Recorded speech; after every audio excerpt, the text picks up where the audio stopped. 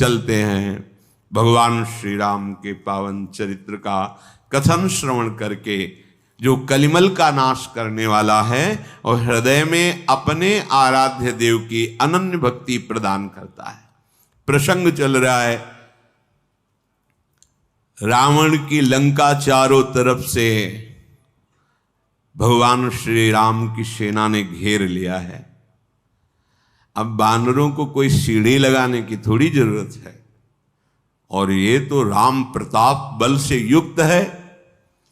प्रचंड बानर भालू पर्वत उखाड़ते हैं, एक ही छलांग में लंका की चोटी के जो कंगूरे हैं उन पे चढ़ जाते हैं, फेंकते हैं सहस्त्र सहस्त्र कोटि कोटि राक्षस उन पर्वतों से, और जो बचते हैं उनको लेकर के दांत से काट काट कर उनके अस्त्र ही नाखून से फाड़ देते हैं। एक क्षण में सैकड़ों निशाचरों का वध करते हैं, क्योंकि राम प्रताप से युक्त है। बानर भालू ऐसी फुर्ती से हैं कि ऐसा लगता है एक ही कई रूपों में है, अभी यहां अभी वहां, अभी वहां, अभी वहां। वो निशाचर समझ ही नहीं पा रहे कि मतलब किससे लड़े, कैसे लड़े। एक जगह खड़े दिखाई दे तब ना छलांग लगाई, वो उधर देख रहा है, उसको उठा के पटक दिया, मार दिया। ऐसे एक एक निश्चर गही पुनि कपि चले पराई, ऊपर आप हेठ भट गिरे धरनी पर आए। जो बड़े बलवान निशाचर है धक्का मार के ऊपर से गिरा देते, नीचे वो गिरता, प्राण छूट जाते हैं। भगवान श्री राम की जय। ऐसा बोलते हुए प्रचंड बलधारी बानर भालुओं की जब मार पड़ी, रावण के जितने भी वीर थे भाग पड़े लंका की तरफ, बचाओ रक्षा करो। चारों तरफ से मार पड़ रही है। सेना को विचलित होकर भाग कर लौट कर आते देख करके रावण बड़ा ये अंदर से तो घबरा गया, पर अपने योद्धाओं से क्रोधित हो, रुक जाओ, जो जो भोग मांगे वो सब दिए, सब सुख दिए, और आज जब जरूरत पड़ी तुम्हारी युद्ध की तो तुम पीठ दिखा के भाग के आ रहे हो। चंद्रहास से काटूंगा जो वापस लौटेगा, क्योंकि सबका कल्याण करवाला है। कोई भी अगर वापस पीठ दिखा के इधर आया तो मैं अपनी चंद्रहास से काटूंगा। घबरा गए। रावण की कठोर आज्ञा सुनकर सब फिर क्रोध करके कि अब तो मरना ही है, लौट पड़े।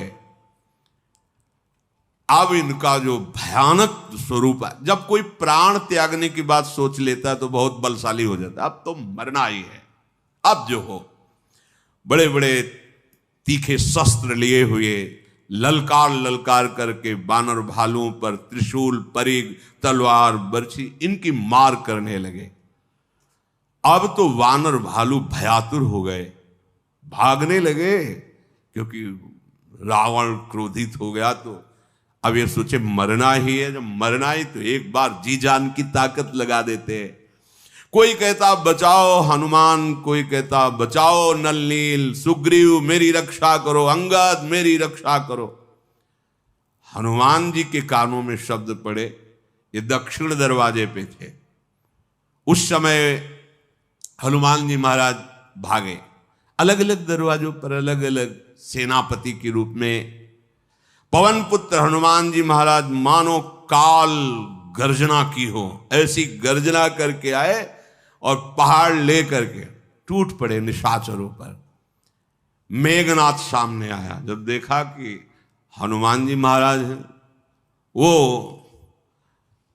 भारी योद्धा है, इसकी पत्नी पातिव्रत धर्म से युक्त है, सुलोचना, और ये भी बहुत संयमी और तपस्वी है, साधारण नहीं। देवराज इंद्र को बंदी बना लिया, जैसे पक्षी को पिंजड़े में बना लिया, बांध दिया जाता है ऐसे। जब वो वहां आया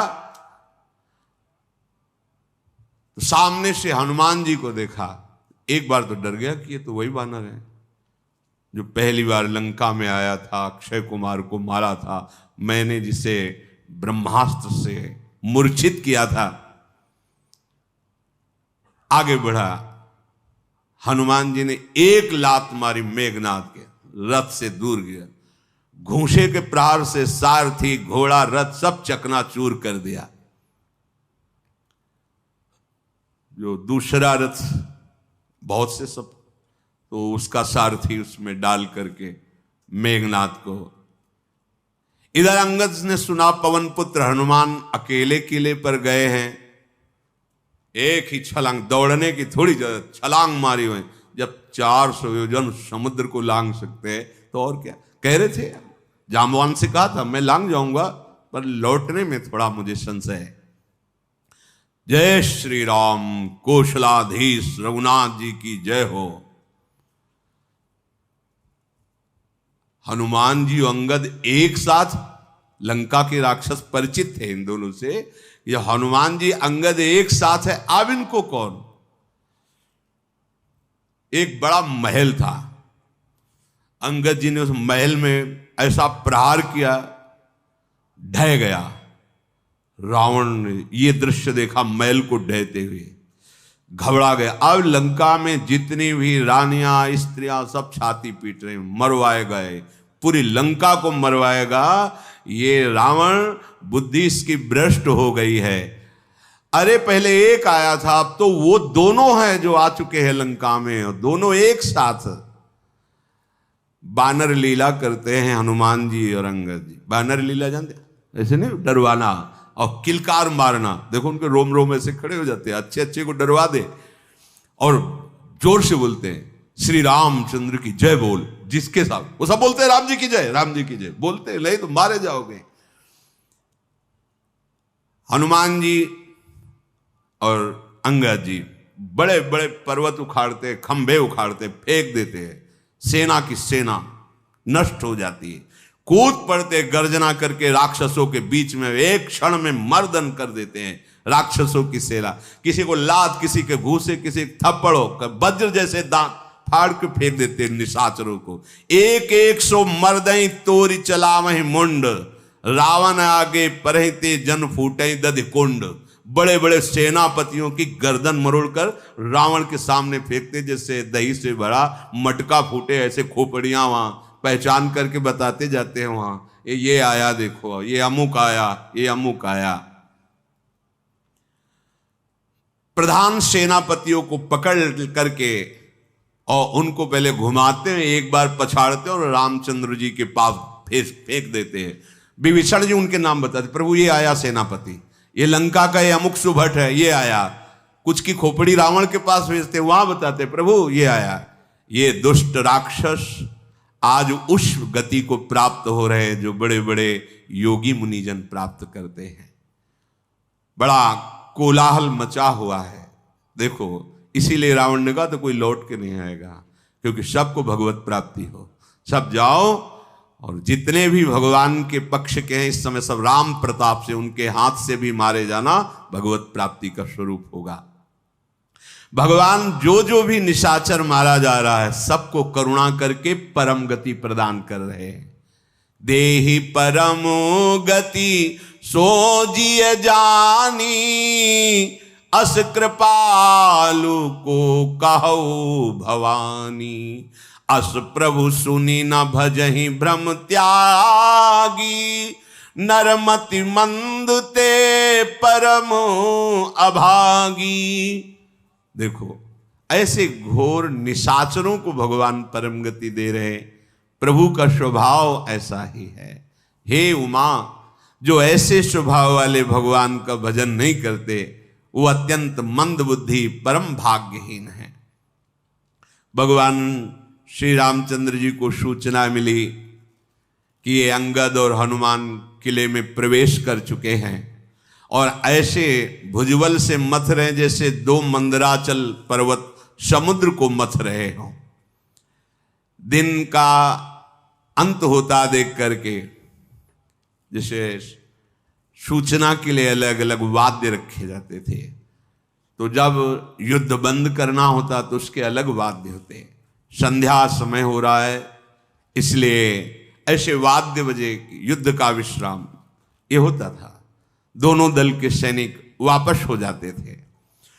प्रभु के श्री चरण कमलों में मस्तक नवा करके हनुमान जी और अंगद जी आकर के श्रम रहित हुए। भगवान ने जितने भी शूरवीर थे बंदर भालू, उनको जो चोट लगती थी, जो थकावट होती, भगवान की दृष्टि पड़ते ही चोट ठीक हो जाती थी, घाव भर जाते थे और उनकी थकावट चली जाती थी।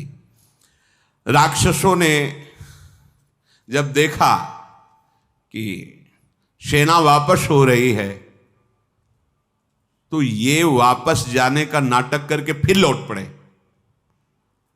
और भिड़ गए जो वापस बानर भालू हो रहे थे। संध्या का समय भालू बानर पुनः पीठ दिखाने वाले तो है नहीं, विशाल काय अनेकों रंगों के बानर भालू लौट पड़े, क्रोध करके लड़ते हैं, खेल खेल में निशाचरों का वध करते हैं। जैसे वर्षा और शरद ऋतु, ऐसे वर्षा ऋतु में मेघ जो है बहुत, और शरद ऋतु में उज्जवल, तो वो आपस में जैसे लड़, ऐसे भूरे रंग के जैसे बादल वैसे बानर, और काले रंग के जैसे बादल ऐसे राक्षस। ऐसा लग रहा है कि शरद ऋतु और वर्षा ऋतु के बादल आपस में लड़ रहे हो। अकंपन, अतिकाय, ये बड़े बड़े सेनापतियों ने देखा कि हमारी सेना तो विचलित हो रही है, तो इन लोगों ने माया प्रकट कर दी। खून की वर्षा, पत्थरों की वर्षा, मांस के लोथड़े बरस रहे, इतनी धूल कि अंधकार छा गया। अब जब कोई दिखाई नहीं दे रहा तब तो बानर भालू परास्त होने लगे, क्योंकि माया, खून बरस रहा है, पत्थर बरस रहे, आंधी चल रही है। भगवान देखा कि हमारी सेना के जन अब असमर्थ हो रहे हैं, क्योंकि दिखाई नहीं दे रहा, इतनी धूल और ऐसी गंदी गंदी चीजें।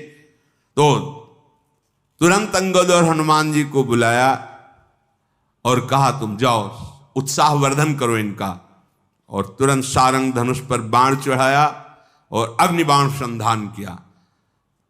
ऐसा प्रकाश कि कहीं कोई अंधेरा नहीं, और सारी उनके द्वारा की गई माया नष्ट हो गई।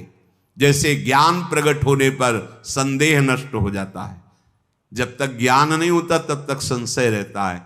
जहां शुद्ध ज्ञान होता है तो कोई संदेह नहीं रह जाता, न सोचती न कांक्षत, कोई सोच नहीं रह जाती, कोई चाह नहीं रह जाती। अब तो हनुमान जी और अंगद जी गर्जना करके, उत्साहवर्धन सबसे बड़ी बात होती है। सत्संग क्यों कहा जाता है? नित्य सुनो।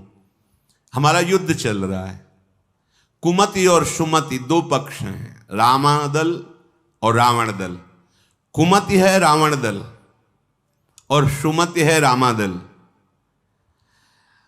अब कभी कभी कुमति भी जोर कर जाती है, सुमति को परास्त करती है, कभी कभी सुमति बढ़ती है तो कुमति को परास्त करती।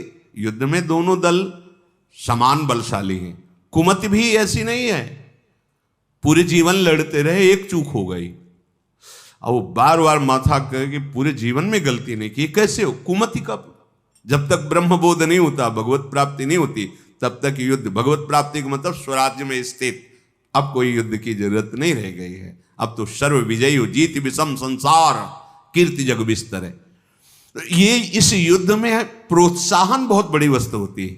जैसे कोई योद्धा थकित हो रहा है या अंदर से टूट रहा है, अगर उसे प्रोत्साहन दिया जाए, उत्साहवर्धन किया जाए तो जीत जाएगा। ये सत्संग अध्यात्म का प्रोत्साहन, उत्साहवर्धन है। अरे निकल गए और बड़ा बल मिलता है। रोज सत्संग अगर आप ध्यान से सुने तो आपको अध्यात्म की गूढ़ बातें और अध्यात्म में चलने का बल आपको प्राप्त होगा। जो शब्द हैं यही भगवत प्राप्ति कराते हैं। उत्साहवर्धन, हनुमान जी और अंगद जी के द्वारा जो भालू कपि आदि निराश हो रहे थे राक्षसों का बलवर्धन देख के, तो हनुमान जी के हुंकार और बलवर्धन से उनका उत्साह बढ़ा। कर्ण के लिए यही शल्य से कहा था युधिष्ठिर जी ने कि मामा तुम्हें एक बात केवल करनी, दुर्योधन ने तुम्हें प्रसन्न कर लिया तो उनके पक्ष में हो गए, कोई हमें परेशानी नहीं, आपको सारथी बनाएगा, क्योंकि अर्जुन के सारथी प्रभु, तो उनके समान सारथित्व करने वाले आप ही हो। केवल आप केवल इतना करना, जब कर्ण बढ़ के बोलने लगे तो तुम केवल उसका उत्साहहीनता करना, उसके उत्साह को नीचे, अरे तुम अर्जुन के समान कहां हो सकते हो, बार बार ऐसा कहना, वो बलहीन हो जाएगा। कोई भी उसको बार बार उत्साहहीन किया जाए तो निराश हो जाएगा। और कोई भी निराश हो उसको उत्साहवर्धन किया जाए, वो निकल जाएगा। कितने ऐसे विषयी जीव जो कभी नहीं, अगर उनका उत्साहवर्धन किया गया और उन्होंने स्वीकार किया तो खुद कहते हैं मैं ऐसा गलत करता था, मैंने छोड़ दिया। क्या हुआ? जादू थोड़ी हो गया, उत्साहवर्धन हुआ कि नहीं मैं ऐसा कर सकता हूं, मैं इसे छोड़ सकता हूं, मैं भी भजन कर सकता हूं, मैं भी अच्छे गुणों को धारण कर बात बन गई, उत्साहवर्धन। अब जो बानर भालू निराश हो रहे थे उनका उत्साहवर्धन हुआ। शत्रु दल को विचलित करके हनुमान जी के और अंगद जी के साथ अब बानर सेना जय जयकार कर रही है। कुशलापत श्री राम जी की जय। भगवान अपनी दृष्टि से अपनी सेना को पुष्ट कर रहे हैं। ध्यान देना, हमारी मति जो कुमति पर विजय प्राप्त कर रही, इस पर हमारे प्रियालाल की दृष्टि है। इसलिए अगर उनकी दृष्टि न हो तो ये जो घायल करते हैं ना, पूरा जीवन इन्हीं के घाव उसमें निकल जाए। ये जो काम क्रोध आदि घायल करते हैं, बड़ी भारी मार होती इनकी मार बाहर नहीं होती कि काला चोट लग गया, ऐसा नहीं। यहाँ काला करते हैं हृदय में, ऐसी मार मारते हैं कि बस वही जानता है जो चलता है इस मार्ग में। जो फिसले हुए हैं उनको क्या पता, जो चलता है सहना बहुत कठिन होता है। जब कोई गाली दे, अपमान करे, आप चुपचाप सह जाओ तो देखो हृदय में कैसे, जब काम वेदना जागृत हो रही, आप कोई क्रिया ना करके एकांत होकर राधा राधा, तब आप देखो कैसा लगता है आपको। जब मोह सताता है पारिवारिक जनों से, फिर देखो आप उसको उसमें सम्मिलित ना होकर, जब द्वेष, जब ईर्ष्या, जब अहंकार, ये सब चोट पे चोट, तभी तो सारा संसार नमन करता है इन संतों को, भक्तों को कि धन्य जाम फिसल गए, वहां तुम आगे निकल गए। रावण ने जब ये सुना कि आधी सेना मारी गई, अब तो हाहाकार मच रहा है, अब तो कोई उपाय नहीं दिखाई दे रहा है, बानर भालू विजय को प्राप्त होते चले जा रहे। उसने जो रात्रि हुई बैठक बैठा ली, हाँ क्या किया जाए अब। तो वहां के जो प्रधान थे उन्होंने कहा महाराज, जितने आप बड़े बड़े बलवान सेनापति, सुभट, सेना सब मारी गई। अगर हम कह सकते हैं तो इतना कह सकते हैं कि अब आधी लगभग बची है सेना। माल्यवंत जी खड़े हुए और कहा देखो अब भी मान जाओ। ये रावण के नाना हैं माल्यवंत, और मंत्री भी हैं। उन्होंने कहा मैं आपके लिए बहुत मंगलमयी सीख दे रहा हूं। जब ते तुम सीता हरियाणी, असुगुन होई न जाहि बखानी, वेद पुराण जासु जसु गायो, राम विमुख काहू न सुख पायो। मेरी बात मान ले रावण, जब से तुमने सीता का हरण किया तब से सर्वनाश प्रारंभ हो गया है। वेद पुराण जिनका यश गाते उन भगवान श्री हरि से वैर करके, विमुख होकर कोई भला सुख प्राप्त कर सकता है? अरे जिन्होंने वाराह रूप धारण करके हिरणाक्ष को मारा, भयंकर नरसिंह रूप लेकर हिरण्यकश्यप को मारा, वही भगवान हैं। तुम इनसे पार पा सकते हो? अरे साक्षात काल के भी महाकाल है। दुष्टों के समूह को भस्म करने के लिए इन्हें किन्हीं बानर भालू की जरूरत नहीं है। ये तो लीला कर रहे हैं। भगवान शिव और ब्रह्मा जी भी जिनके चरणों की सेवा करते हैं, उनसे वैर कैसा रावण? वैर छोड़ दे, मेरी बात मान ले, श्री सियाजू को सादर वापस कर दे। कृपा निधान श्री राम परम स्नेही है, अब भी तुम्हें क्षमा कर देंगे। रावण भयंकर क्रोधित हो गया और उसने कहा इस अभागे का मुंह काला करके मेरे सामने से निकाल दो। यदि बूढ़ा ना होता, मेरा नाना ना होता तो अभी इसको मार देते। निकालो इसको हमारे सामने से। रावण की बात सुनकर के माल्यवान ने कहा अब समझ में आ गया कि अब कृपा निधान भगवान तेरी लीला समाप्त करना चाहते हैं, इसीलिए मेरी सच्ची सीख तुझे अच्छी नहीं समझ में आ रही। जब बुरी दशा नहीं होती है तो चाहे जितना समझाओ उसकी समझ में नहीं आएगा। रावण गाली देता हुआ भगाया माल्यवान को। मेघनाद ने कहा कि आप चिंता न करें, आपकी सारी सेना सारे सुभट एक तरफ, मैं अकेला। आपकी आधी सेना मारी गई, कुछ नहीं। सुबह होने दीजिए, मैं जो कुछ कहना चाहता हूं उससे बहुत कुछ करके दिखाऊंगा, बस आप निश्चिंत हो जाइए। रावण को भरोसा आ गया, मेघनाद को गले लगाया और रात भर शिक्षा देता रहा, ऐसे से ऐसे विजय प्राप्त करना, गोद में बैठाल कर।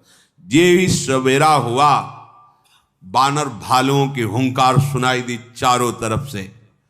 बानरों ने क्रोध करके किलकारियां मारी, नगर में कोलाहल मच गया। राक्षस लोग अस्त्र शस्त्र लेकर दौड़े और किले पर चढ़ गए। पर्वतों के करोड़ों शिखरों को लेकर, क्योंकि अनंत बंदर भालू हैं, ऐसे फेंक रहे लंका के ऊपर जैसे गोले फेंके जाते हैं, मानो वज्रपात हुआ हो। बड़े बड़े प्रलयकालीन जैसे राक्षस ऐसों को मार मार करके बानर भालू गिरा रहे। मेघनाद ने फिर देखा कि फिर वही विनाशकारी लीला इन बानरों की। बहुत क्रोध किया, बजाओ डंका, भी दिखाते इनको अपना बल। मेघनाद ने ललकारा कि इन बानर और भालुओं को भेजकर तुम कहां छुपे हो? अरे वो तपस्वी कहां हैं? राम लखन। और वो अपने को बड़े वीर कहने वाले सुग्रीव, द्विविद, नल, नील, ये सब कहां हैं? इन छोटे मोटे बानरों से मैं युद्ध नहीं करना चाहता। और वो कहां है जो मेरे पिता का द्रोही भाई विभीषण है? कहां है? ललकारा, मैं विभीषण को, इस दुष्ट को अपने हाथ से काटूंगा। मेघनाद ऐसा। और हर बानर भालू की खोपड़ी में 10-10 बाण मारे, केवल प्राण नहीं निकल रहे। कोई सेना में ऐसा बकाया नहीं रह गया। मेघनाद की फुर्ती और अस्त्रों का संचालन गरजता जा रहा है। इनको क्या मारना? कहां है सुग्रीव? कहां है राम, लक्ष्मण, नील, नल, द्विविद? ये कहां है? हर बानर भालू को ऐसे 10-10 बाण। कोई भी ऐसा बानर भालू ने सो कपि भालू न रन मह देखा, कीने से जेही न प्राण अवश्य, केवल प्राण रह गए। 10-10 सर सब मारे परस भूमि कपि वीर, सिंहनाद करि गर्जा मेघनाद बलधीर। कोई सीधे खड़े होने लायक नहीं रह गया। बानर भालू 10-10 बाण सबको मार के व्याकुल कर दिया और गर्जना की, कहां है राम, कहां है लक्ष्मण? हनुमान जी ने देखा कि ये तो फिर काल के समान पूरी सेना का संहार कर रहा है। एक बड़ा भारी पर्वत उखाड़ा और मेघनाद पर छोड़ दिया। पहाड़ को आते देखकर वो मायावी अंतर्ध्यान हो गया, पर रथ, सारथी, घोड़ा सब चकनाचूर हो गए। हनुमान जी ने ललकारा, सामने आ। मायावी तो छुप छुप कर युद्ध करता है, मेरे सामने आ। वो अंतर्ध्यान होकर राम जी के पास पहुंचा जहां भगवान विराजमान थे और बड़ा ही कटु वचनों का प्रयोग किया। अस्त्र शस्त्र भगवान पर छोड़ रहे, भगवान खिलवाड़ में ही सारे अस्त्र शस्त्र काट देते हैं। वो सारे अस्त्र शस्त्र दिव्यास्त्रों का प्रयोग किया, भगवान केवल निवारण करते हैं अस्त्र शस्त्रों का। लज्जित हो गया, अब कोई अस्त्र शस्त्र ही नहीं बचा। तो वहां से माया प्रकट करने लगा अंतर्ध्यान होकर के, जैसे कोई ऐसा उपाय कर रहा है जैसे कोई छोटा सा सांप का बच्चा लेकर गरुड़ को डरा रहा हो। ऐसे मायापति को, जिनकी भ्रकुटी विलास सृष्टि ले हुई, राक्षसी माया से भयभीत करना चाहता है मेघनाद। जासु प्रबल माया बस, शिव बिरंच बड़ छोट, ताई दिखावे निश्चर निज माया मति खोट। वो आग के अंगार बरसाने लगा, कभी भयंकर जल की धाराएं बरसने लगी, कहीं पिशाच पिशाचनियां प्रकट होकर मारो मारो ऐसा चिल्ला रही है। कभी विष्ठा की वर्षा, पीप की वर्षा, खून की, हड्डियों की, ऐसे कभी धूल वर्षा। सब व्याकुल होने लगे तो भगवान ने एक बाण संधान किया, सारी माया नष्ट हो गई। जैसे सूर्य प्रकट होते ही कोहरा नष्ट हो जाता है। अब तो प्रबल होकर बानर भालू जो इसके बाण से घायल हुए थे, भगवान की दृष्टि पड़ते ही सब स्वस्थ हो गए। लक्ष्मण जी ने कहा, प्रभु बस आज्ञा दीजिए, नहीं तो ये बहुत बलवान है मेघनाद। जानते हैं, सब जानते। बहुत बलवान है, बानर भालू इससे नहीं जीत सकते, आप हमें आज्ञा दीजिए। लाल नेत्र लखन लाल के, विशाल चौड़ी छाती, विशाल भुजाएं, गौर वर्ण, बड़े बड़े योद्धा रावण के भी अस्त्र शस्त्र लेकर मेघनाथ के साथ है। लखन लाल प्रणाम करके चले। आप तो लखन लाल चल रहे हैं, इसलिए बानर भालुओं में और प्रबल बल। विजयशील बानर डांट कर, फटकार कर, उठाकर पटक देते हैं, उन्हें मारते हैं। बड़ा कौतुक हो रहा है। खेल खेल में मेघनाथ की जितनी आसपास सुरक्षा थी सब नष्ट कर दी बानरों ने ही। जैसे पलाश का पेड़ फूला हो, ऐसे वीर निशाचर दिखाई दे रहे बानरों की मार से। लक्ष्मण जी ने ललकारा मेघनाथ से कि बानरों पर बाण चला करके तू अपने को महाबली समझता है। इधर मेघनाथ ललकार करके लक्ष्मण जी से युद्ध करने लगे। अनंत शेषावतार भगवान लक्ष्मण जी के आगे इस राक्षस की एक भी बात नहीं चल रही। सारथी रथ सबका भंजन कर दिया और ऐसे प्रहार करने लगे मेघनाथ पर, बस वो जान गया कि अब मैं मारा जाऊंगा, अब मैं बच नहीं सकता। लखनलाल के बाणों से इतना व्याकुल हो गया कि अमोघ शक्ति का प्रहार कर दिया। जो वीरों को यही शिक्षा दी जाती है, कुछ ऐसी अमोघ शक्तियां होती जब बिल्कुल प्राण निकलने को तभी इनका संधान करे। रावण सुत निज मन अनुमाना, संकट भयो हरि मम प्राणा। अब ये लखनलाल मेरे प्राण हर लेंगे अगर अगला बाण संधान की। सबको घायल करके मेघनाथ को भी घायल कर दिया। उसने अमोघ शक्ति वीर घातिनी छाड़े सी सांगी, तेज पुंज लक्ष्मण उरलागी, मूर्छा भई शक्ति के लागे, तब चली गयो निकट भय त्यागे।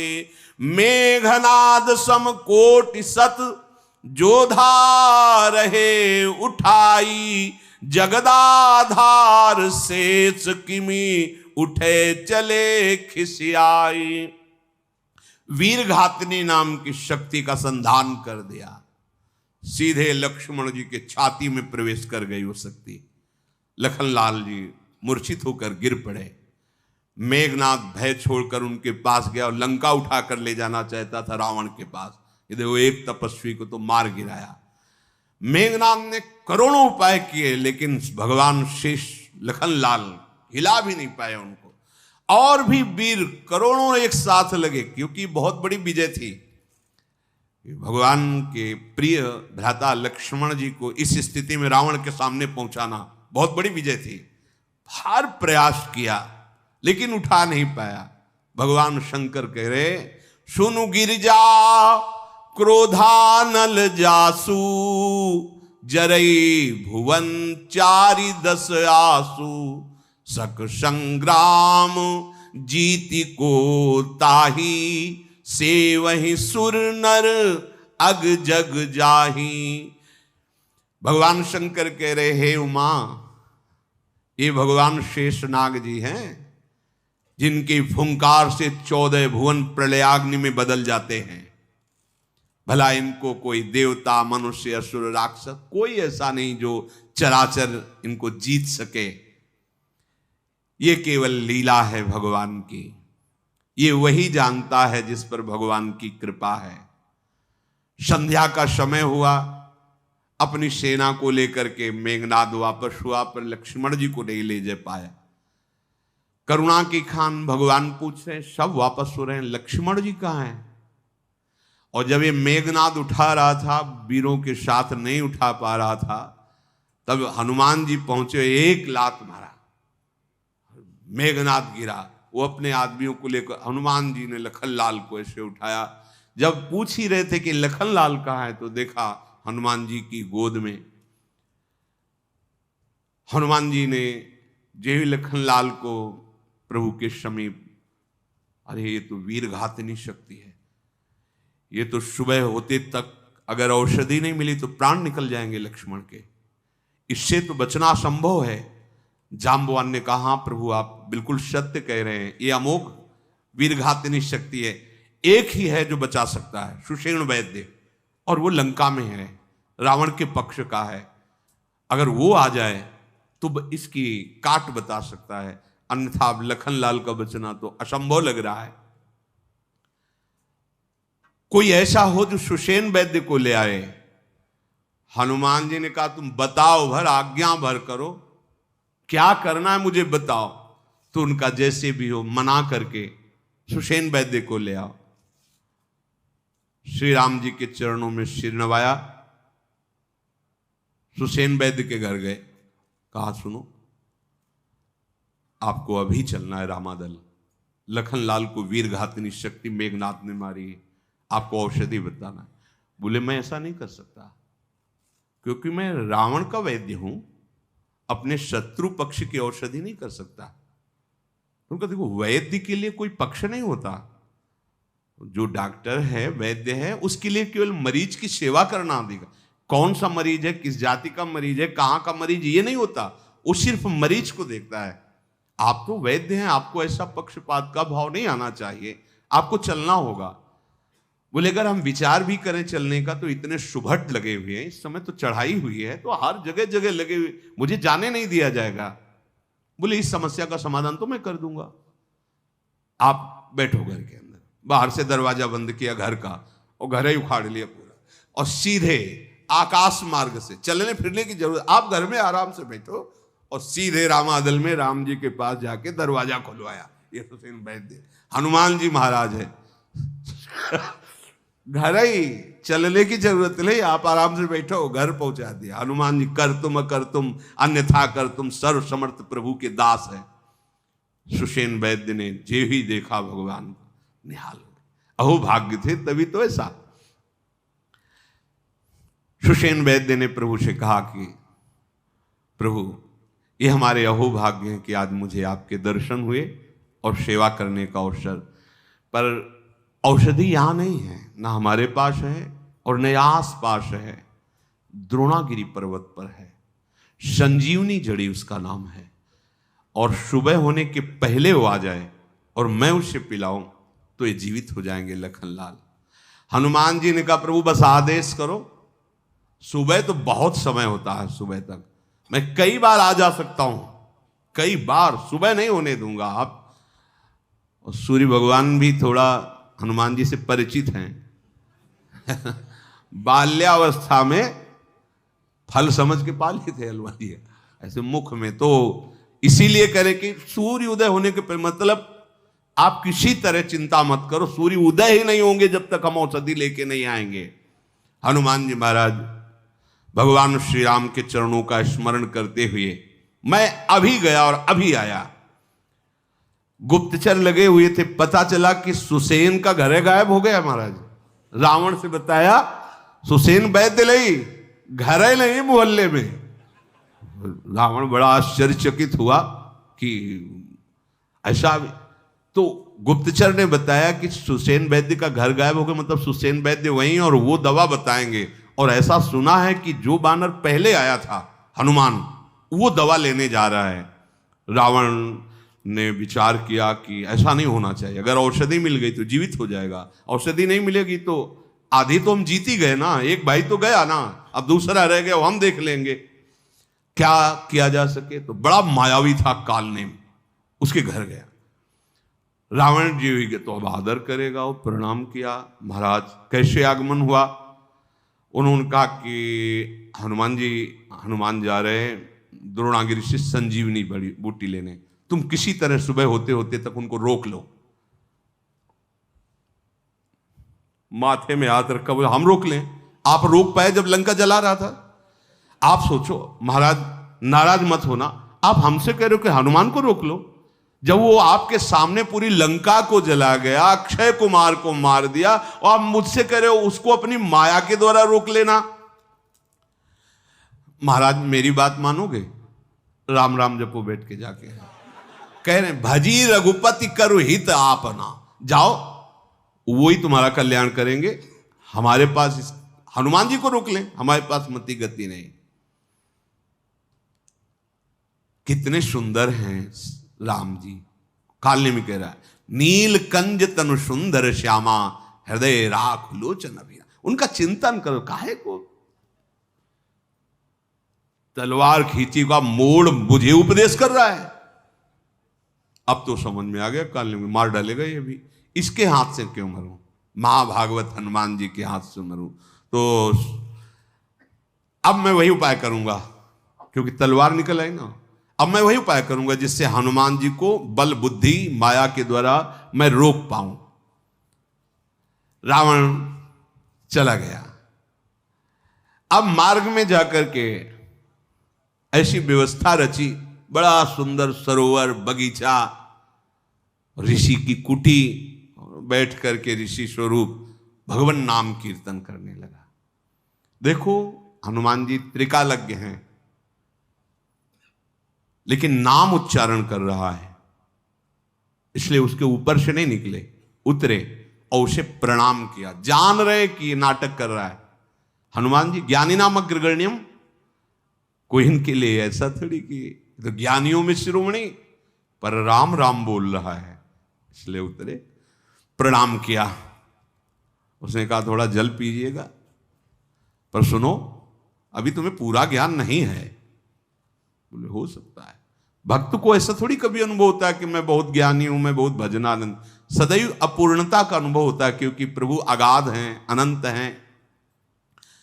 ये सरोवर, इसमें स्नान करके आओ, देखो एक मंत्र मैं तुम्हें दूंगा, तुम्हें परम ज्ञान हो जाएगा। इतने महाबली विज्ञानानंद घन संपन्न, उसकी बात माने, गए स्नान करने के लिए। अब मंत्र देने को मतलब दीक्षा ही तो देना है। अभी उसको ज्ञानी नाम अग्रगण्यम बुद्धिमताम वरिष्ठम, उनमें कुछ कमी नजर आ रही है। वहां जब स्नान कर ले गए, सर पैठत कपि पद गहा मकरी तब कुलान, मारी सोधरी दिव्य तनु चली गगन चढ़ जान। हनुमान जी महाराज जे ही स्नान करने के लिए गए तो एक मगरी, जो मगरमच्छ होता है, मगरी हनुमान जी के चरण को पकड़ लिया। हनुमान जी के एक घूंसा प्रहार से पधारी, दिव्य देह धारण करके ऐसे आकाश मार्ग पे खड़ी हुई और कहा, हे हनुमान जी, मैं आपके दर्शन से पाप मुक्त हो गई। मुनि का शाप था, इसलिए मैं मगरी बनी हुई थी। ये मुनि नहीं है जो बैठा है, ये कालने में निशाचर है। ये केवल आपको रोकने के लिए रावण ने भेजा है, मेरे सत्य वचन मान लीजिए। और वो अंतर्धान हो गई। हनुमान जी नजदीक गए, उसने कहा स्नान कर आए, आओ बैठो, हम तुम्हें मंत्र देते हैं। बोले हमारी प्रथा पहले गुरु दक्षिणा देना, गुरु दीक्षा बाद में, पहले गुरु दक्षिणा। हाँ दो। उसने हनुमान जी की पूंछ बढ़ी और लपेट करके उसे पछाड़ा। जे ही पछाड़ की तो काल नेम के रूप में प्रकट हो गया। उसकी रची हुई सारा सरोवर वृक्ष सब माया अंतर ध्यान हुई। हनुमान जी महाराज बड़ी तीव्र गति से पवन वेग से गए। अब वहां गए तो पहले ही कालनेम ने जैसी दिव्यता थी, संजीवनी जड़ी की, वैसी सब।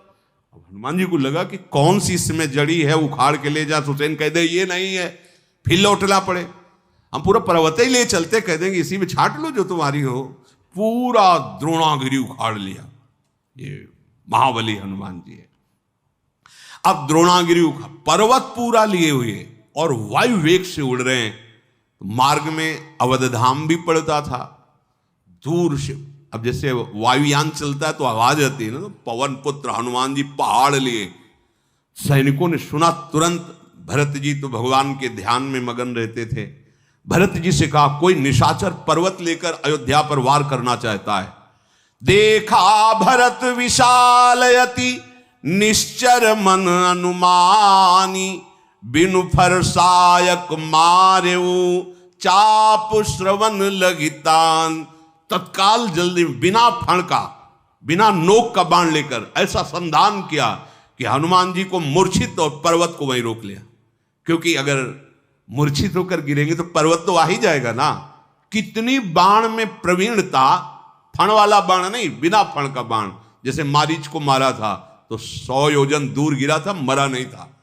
तो हनुमान जी मूर्छित होकर नीचे गिरे और पर्वत को रोक लिया, क्योंकि पर्वत आएगा तो बात तो वही हो जाएगी ना। पर्वत को वहीं पूरे द्रोणागिरि पर्वत को बाण ने रोक लिया और हनुमान जी महाराज नीचे गिरे। परऊ मूर्छि महिलागत सायक, सुमिरत राम राम रघुनायक। मूर्छा में भी हनुमान जी के मुख से निकल रहा राम राम। भरत जी कहां पे? ओहो, ये क्या अपराध बन गया? भगवान के किसी प्रिय भक्त का मेरे द्वारा अपराध? मैं हूं ही ऐसा। बहुत क्लेश भरत जी को हुआ, दौड़ पड़े और नजदीक आए, हनुमान जी को देख करके व्याकुल हो गए, हृदय से लगाया, कई उपचार किए पर मूर्छा दूर नहीं हो रही। भरत जी बड़े दुखी होकर के आंसू बह रहे हैं।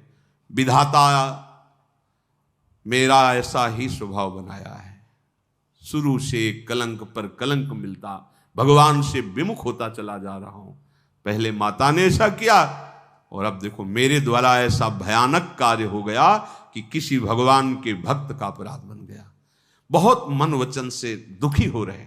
फिर कहा, जो मोरे मन बचय रुकाया, प्रीति राम पद कमल अमाया। तो कपि हो विगत श्रम सूला, जो मोह पर रघुपति अनुकूला। सुनत बचन उठी बैठ कपीसा, कही जय जयति कौशलाधीशा। भरत जी ने जब उपचार से हनुमान जी मूर्छा नहीं जागी तो मन वचन कर्म से, यदि मुझे भगवान श्री राम के चरणों में प्रेम है तो उनके प्रताप से इनकी मूर्छा दूर हो जाए। जेव ही भरत जी ने ऐसा संकल्प किया, जय श्री राम, हनुमान जी महाराज उठ करके बैठ गए। भरत जी ने हृदय से लगाया, बार बार दुलार कर रहे हनुमान जी का। कभी कभी भरत जी की चर्चा भगवान राम किया करते। आज भर नेत्र भरत जी को, भरत जी का स्पर्श प्राप्त करके मानो राम प्रेम समुद्र में अद्भुत ज्वार भाटा आ गया हो। हनुमान जी के हृदय में प्रीति समान ही रही, क्योंकि भरत जी का दर्शन, भरत जी का स्पर्श। भरत जी बोले, तात आप कैसे? तो उन्होंने पूरी कथा संक्षेप में सुनाई। हनुमान जी की ये बातें सुन भरत जी को बड़ा दुख हुआ कि अरे, जहां मुझे सहयोग करना चाहिए वहां मैं विलंब करवा दिया, मैं प्रभु के एक भी काम नहीं आया। अच्छा हनुमान जी चिंता मत करो, मेरे बाण पे बैठो, मैं अभी एक पलक झपकते झपकते मैं पर्वत के आपको रामादल पहुंचा देता हूं। थोड़ा हनुमान जी के मन में विचार आया कि मैं और पर्वत सहित, फिर वो नहीं नहीं नहीं, ये राम प्रताप से कुछ भी हो सकता है। पहले हनुमान जी को मन में आया, मोरे भार चली कि में बाना, ऐसा कैसे हो सकता है कि एक बाण पे मैं भी बैठूं, द्रोणागिरि भी हो, एक पलक झपकते रामादल हो? नहीं, राम प्रताप से ऐसा संभव हो सकता है। फिर हाथ जोड़कर कहा, नाथ आपका प्रताप ही हमारे लिए काफी है, बस आप आदेश कीजिए, मैं अभी चला, क्योंकि विलंब न हो जाए। भरत जी के चरणों की वंदना की। महाबाहो महाबली हनुमान जी पर्वत को लेकर के चल पड़े। भगवान वहां विलाप कर रहे हैं, लक्ष्मण जी को हृदय से लगा करके कि भाई तुम कभी मुझे दुखी नहीं देख सकते थे, दुख की संभावना में तुम क्रोधित हो जाते थे, मेरे दुख की संभावना में भी। देखा ना, भरत जी जब मिलने आ रहे थे, अकेले शत्रुघ्न और भरत को भूमि पर बिछा दूंगा और चक्रवर्ती सम्राट महाराज दशरथ जी की सेना को दिखा दूंगा कि रामदास में कितनी सामर्थ्य है। तुम जरा भी दुख की संभावना, आज मैं रो रहा हूं और तुम सुन नहीं रहे हो, कहां है वो तुम्हारा प्रेम? भगवान का ऐसा विलाप सुनकर पूरे सब रामादल में शोक छा रहा है। बार बार भगवान, तुम्हारा निष्ठुर हृदय नहीं हो सकता, लक्ष्मण तुम उठो, मैं अपयश सह सकता हूं, सब शोक सह सकता हूं, पर तुमसे विलग नहीं रह सकता। भगवान विलाप कर रहे थे। ऐसे शोक में मगन ही थे कि इतने में आवाज सुनाई दी, जय श्री राम। देखा हनुमान जी महाराज पर्वत लिए, मानो करुण रस में वीर प्रसंग आ गया हो। श्री राम जी बहुत आनंदित होकर खड़े हो गए। हनुमान जी ने आराम से पर्वत रखा, प्रभु को प्रणाम किया। प्रभु ने हनुमान जी को गले लगाया। सुषेण वैद्य तुरंत पर्वत पे चढ़ गए, औषधि ढूंढ रहे हैं। देखो, भगवान के सेवक अगर हनुमान जी जैसे न हो तो कैसे काम चले। सुषेण वैद्य के देते ये औषधि नहीं है, क्योंकि उसने ऐसे माया जाल रच पूरा पर्वत ही ले चढ़ो और अपना अंदाज लो इसमें कौन सी है। तुरंत उपाय किया, संजीवनी जड़ी को पीस करके लक्ष्मण जी के मुखारविंद में दी। वीर घातिनी शक्ति अंतर्धान हो गई। घाव भी नहीं, तुरंत लक्ष्मण जी उठ बैठे। राम राम राम एकदम। ओ लक्ष्मण जी स्वस्थ सचेत, प्रभु श्री राम हृदय से लगा रहे हैं। हनुमान जी महाराज समस्त वानर समूह जय श्री राम के नारे लगा रहे हैं। देखो, भगवत मार्ग में ऐसा कभी हो सकता है अध्यात्म में कि आपको कोई वीर घातिनी शक्ति परास्त कर दे। चिंता मत करना, भगवान के दासों का संग करना, ये शब्द याद रखना। ऐसा नहीं है कि इस युद्ध में चोट नहीं लगती, घाव नहीं होता या गिरता नहीं है। ये युद्ध है, प्रभु के विराजमान होते हुए भी ऐसा हो रहा है। यहां विराजमान है, कभी हो सकता है ऐसी चोट कोई पहुंचा दे कि मूर्छा ही भंगन हो। मूर्छा अज्ञान। अरे अगर हरिदासों का संग करोगे तो औषधि ऐसी मिलेगी कि मूर्छा भंग हो जाएगी और फिर बोलने लगोगे हरि शरणम हरि शरणम। नहीं, ये माया ऐसे ऐसे वार मारती है कि 10 वर्ष चलने के बाद फिर वहीं पहुंच जाते हैं, मूर्छा आ जाती है। ये युद्ध है, साधारण युद्ध नहीं, बहुत बड़ा युद्ध है। और इस पर जो विजयी होता है वो सायुज्य, सामीप्य, सारूप्य आदि मोक्षों को या भगवत प्रेम को प्राप्त होता है। श्री राधा वल्लभ लाल की।